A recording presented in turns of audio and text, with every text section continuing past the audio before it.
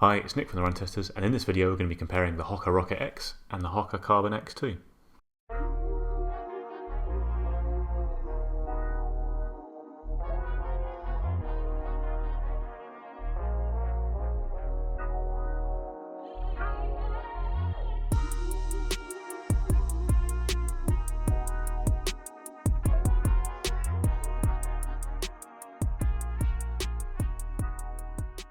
Both of these shoes are carbon plate racing shoes, but Hoka's kind of pitched them slightly differently. It's got the X2 as kind of a longer distance, ultramarathon road race even shoe, whereas the Rocket X is kind of aimed at shorter stuff.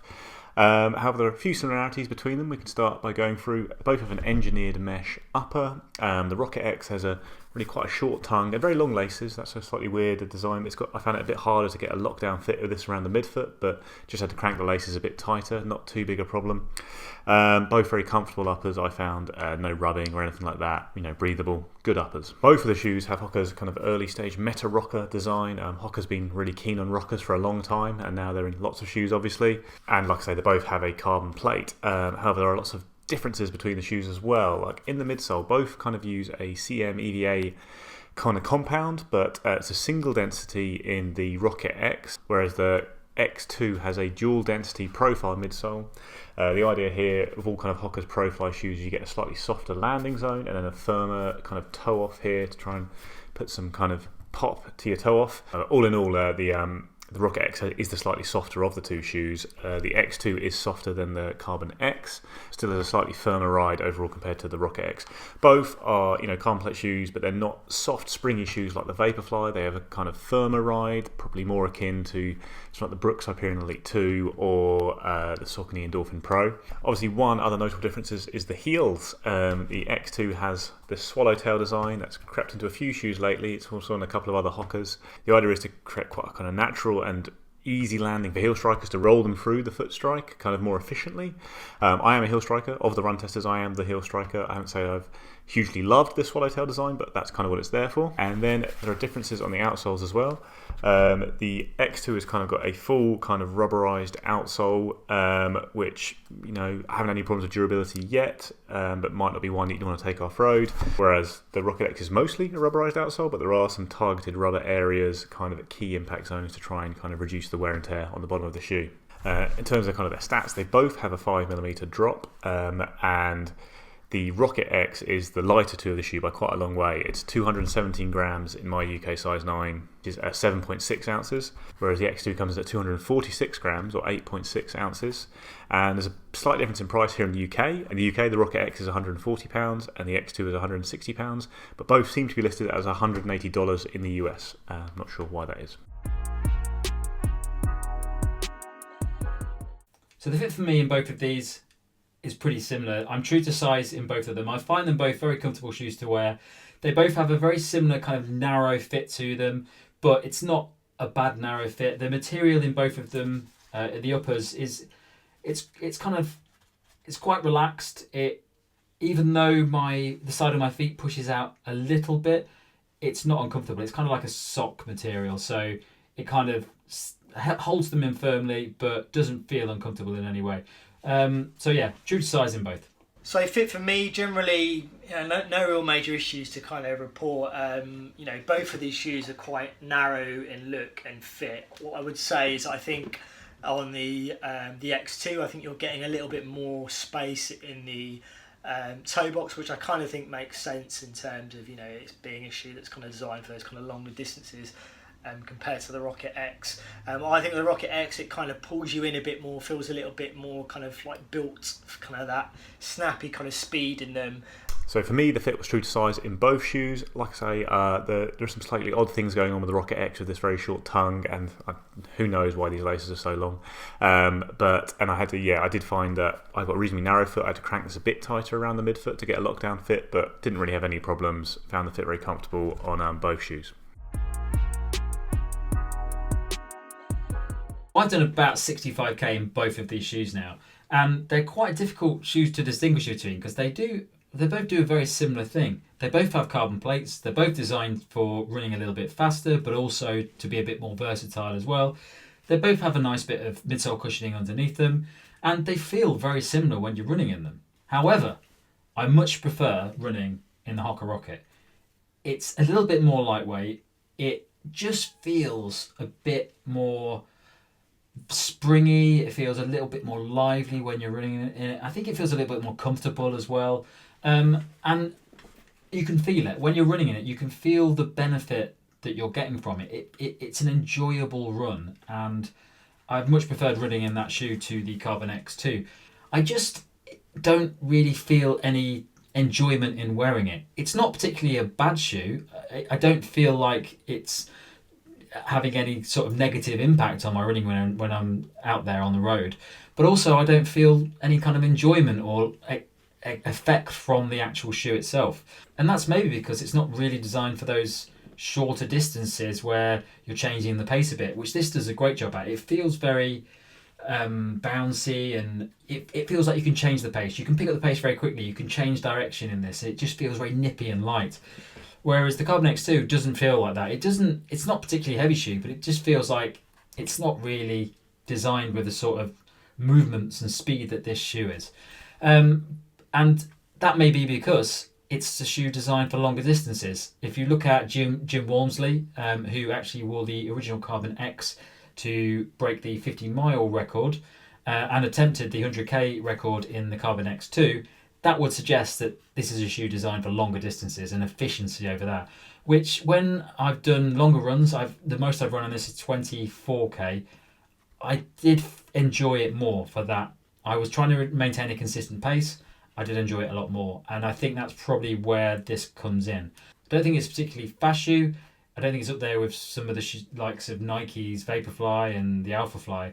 And it's very subtle, so you won't notice a lot from it.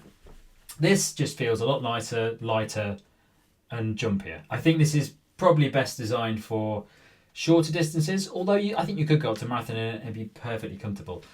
This, I think, is probably designed for marathons and further, as you'll see from the ultra running attempts that have been made in it. But having said that, I also don't really. I think there's better shoes for running marathons in than this. So I've yet to find a really noticeable effect of this shoe when running in it, where I think that's what it's for. This Hoka Rocket, I've enjoyed it in pretty much every run up to about half marathon. I've not tried running a marathon this yet, but I think it could do it, and I think it'd be quite enjoyable. But I think it's best suited for shorter runs, maybe 10k to half marathon tops. So onto the run. The Rocket X was the first of the pair I used. Did a lot of running in it over the winter, a bit of dirt on it as a result. I've done about 115k, and I've done a good range of runs. I've done some easy stuff in this shoe, I've done kind of long, steady stuff, and a few kind of good, hard sessions. And I've had a uniformly positive experience of this shoe. I found it surprisingly comfortable and cushy. Even though it's not as soft as a lot of shoes out there, I would be happy taking this to marathon distance, and even on easy runs I didn't find it uncomfortable at all. I ran like a nice steady half in this shoe and thought maybe it would start to feel a bit harsh after 10 miles or so, but not at all. Yeah, like I say, I think the shoe can go the distance. Obviously it's really more built for speed, and I've done a few hard sessions in the shoe. I've had good and bad sessions in it, which is always a good sign for a shoe, I think, that if you still like it after a bad session. I did kind of a round of 10 times 1k reps on the track in this, kind of alternating 310 and 330 pace. I was really impressed with how comfortable it felt and how much it seemed to protect my legs. I finished that session feeling really strong. I would say, yeah, this really was a shoe I enjoyed running with. It was fast, lightweight, soft, and just, yeah, everything I wanted from it, really. X2 has been more of a mixed bag. I kind of wasn't a huge fan of the first Carbon X, but I liked it, well enough as a kind of nice, stable shoe that you could use for a lot of training. This is a bit different. I don't find this a very nice shoe at all to run kind of easy on. I find that this kind of extra heel stuff here seems to get in the way, make it a slightly awkward ride. But then when you hit a slightly faster pace, I think you feel the plate a lot more. You start to get a lot more kind of propulsion from it, and it feels a lot smoother and comfortable on the run. I did actually a session of 1k reps in this shoe on the road, actually alternating 310 and 325k, so a bit faster, a bit fitter at the moment, but I did fewer reps and I was doing them on the road, so obviously a lot of balance going on. But I would say that this shoe felt really good at 325 per k rep pace, but at 310, which is my 5k pace, it did feel awkward again. It didn't feel that like smooth and comfortable, whereas the Rocket X felt great at that pace. It definitely felt like a real racing shoe that could handle those short distances. I did also do a really long, quite a tough workout, 16k, alternating kind of 3:45 and 3:25 per k pace, which is kind of either side of my kind of target marathon pace. And the X2, handled that workout really well. I was really impressed by how it did on that run. That I felt like I was getting a bit back from the shoe, and it was comfortable. I'd say of all the runs I've done in it, it has been kind of protective of the legs, even though it has got a slightly firmer ride than the Rocket X. It's a bit of an odd shoe. It does feel like it has a real sweet spot for paces, kind of around marathon, maybe down, a bit above, a bit slower than marathon pace, going down towards your half marathon pace. Not great for paces quicker than that. Didn't feel good at all for easy paces. It ends up not being that versatile as a result. And I have to say, I haven't really loved running in the shoe, haven't minded it, but certainly isn't as good an impression as I got from the Rocket X and the runs I did in that. Okay, so in terms of running performance and experience now, I've put a fair amount of miles in these now. I've probably put more in the Rocket X just because it's one that's kind of worked its way into my rotation, really. What I would say is, I definitely felt similar in terms of the sense that these shoes can make you feel kind of you're running quickly quite deceptively. You don't really feel, it's not an aggressive kind of feeling. These shoes, I imagine, you will have in other carbon plate shoes, and what I felt in kind of things that I've tested. I think on the X2, you're getting something that kind of with the Meta Rocker and the way that it works with the midsole foam, I think it does kind of push you forward a little bit more.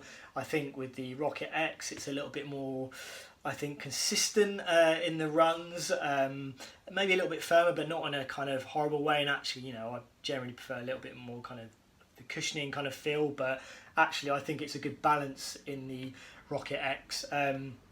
In terms of where they felt most comfortable, I think with the X2 it was definitely the longer stuff, where I kind of, which is what the shoe's really designed for, and where I really felt the benefits of trying to maintain your pace over longer distances.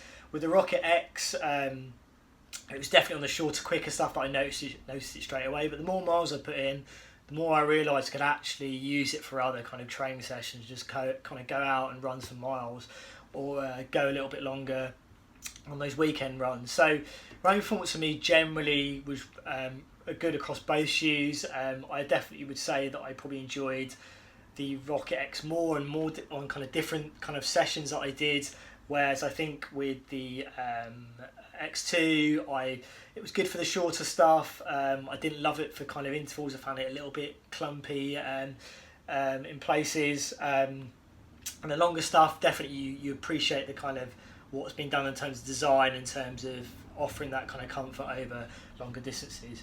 But yeah, generally running performance good for me, but I think overall I definitely preferred running in the Rocket X. The verdict for me is actually a really easy one. The clear winner here for me is the Rocket X. It's a cheaper, lighter, I think faster, and also more comfortable shoe, which really kind of ticks every box. Like, I don't think the X2 is a particularly bad shoe. I just haven't really had a great experience with it. I just don't think it gives you very much, and I don't really know if I like this heel thing at the back here, and if it's adding anything to the shoe really. I just find this a far more, a far superior shoe all round. I think it's more comfortable as well. I would be happier racing any distance in this shoe. I'm not playing any road ultras, but I don't know what I'd choose there. But for from 5k to marathon, all the kind of my key racing distances, the Rocket X would be my pick. I'd also prefer using it for kind of regular training, and yeah, like I say, it's a bit cheaper. So my pick is clearly the Rocket X. Okay, so if I had to pick between the X2 and the Rocket X, personally, I would say the Rocket X. The reason I would say that is I think, I do think you can kind of run some kind of quicker stuff in the X2. I feel like the Rocket X is a little bit more versatile in terms of this kind of sessions you can use it for. At least I have. That's how I found it anyway. It's good on the shorter stuff. I think you can. I've enjoyed running longer miles than them, and I haven't really had massive kind of issues of from a comfort point of view. Whereas I do think the X2 is kind of built better for kind of longer distance and kind of offering a bit more in terms of comfort. But ultimately, I think I would go for the Rocket X. I think it's a kind of good price where it's at. I think it's a good entry for someone who's not really kind of used to carbon kind of plate shoes. So it's a kind of good entry point, I think, for a lot of people. And yeah, just it's a nice shoe to run quick, and it's one that's in my rotation now. So yeah, to pick between the two, I would go with the Rocket X. If I was to buy a pair of these shoes, I'd go for this one because it's cheaper. It just feels like it does a lot more. It feels almost the same in terms of fit and comfort, but it's just a lot more enjoyable. I just really like this shoe. I was actually surprised when I got it at how much I enjoyed wearing it when I was going out for a run. It's just a lovely, chippy little shoe that is enjoyable to go out in and just feels good at different paces. The Carbon X2, I think it's fine. I think if you have the pair of these shoes, you're not going to be disappointed with it, but equally you're not going to be amazed by it. It's just there and it does the job. One thing I don't understand about the Carbon X2, which I did with the original Carbon X, is the carbon plate. In the original Carbon X, it was a very subtle feel, but you did know that there was a carbon plate in that shoe. I don't feel the carbon plate in this shoe, and I'm not getting any noticeable effect from it. That may be because I'm not using it for its intended purpose, which is really long distances and just very subtle efficiency benefits over that distance.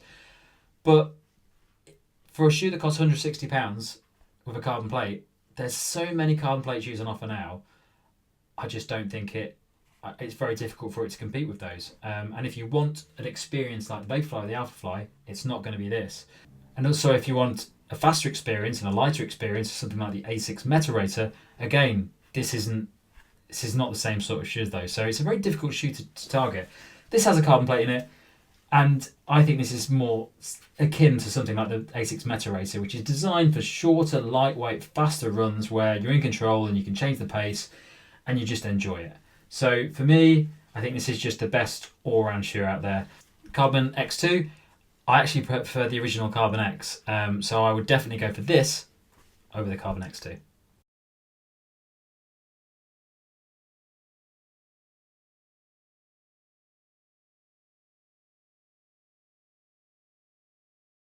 That's it, guys. That is our comparison of Hoka One One's two carbon plate racing shoes at the moment. Let us know what you think in the comments. Have you used one or both of these shoes? Which would you prefer? Do you have any thoughts on the swallow heel design and whether they're a good thing? Let us know in the comments, and please like, subscribe, ring the little bell, and we'll see you next time.